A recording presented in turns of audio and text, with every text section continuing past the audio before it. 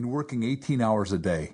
He could have worked 2 or 3 days a week or had a week off a month, had more of a life, more of a lifestyle, more joy with his family, more mind freedom, money freedom, time freedom, thinking freedom than he could even have imagined.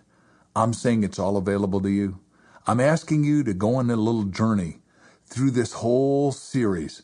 Let me give you some principles. Let me give you some ideas. Let me give you some techniques, some strategies. Let me introduce you to some of the world's biggest and best thinkers. Let me be a gadfly that challenges you to be more than you ever thought you could be.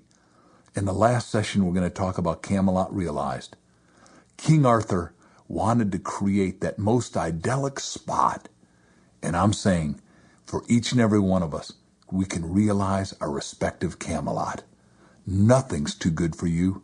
You're entitled to think big. You're entitled to achieve better than your best. I'm cheering you on to a greater, grander, nobler, more important, meaningful, worthwhile future than you ever expected, so you can leave a legacy that is lasting, purposeful, and memorable. See, all of us are born as little thinkers.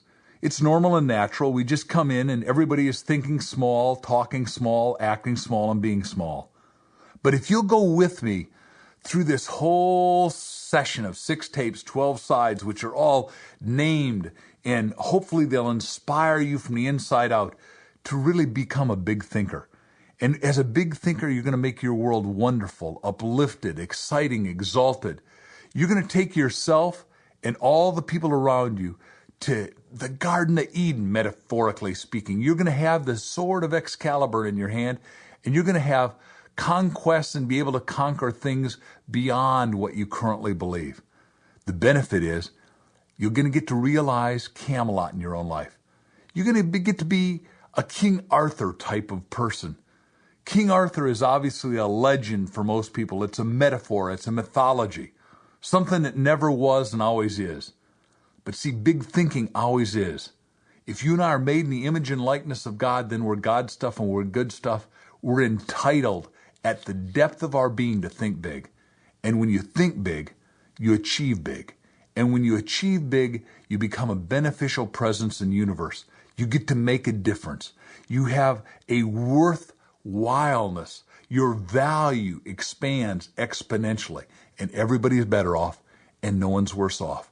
And by you and I learning how and talking about thinking big together, we're going to make the whole world work for 100% of humanity. I'm thankful that you're going to take this little trip with me. I hope it is the most exhilarating, mind-expanding, life-enriching trip you've ever been on. Session 1.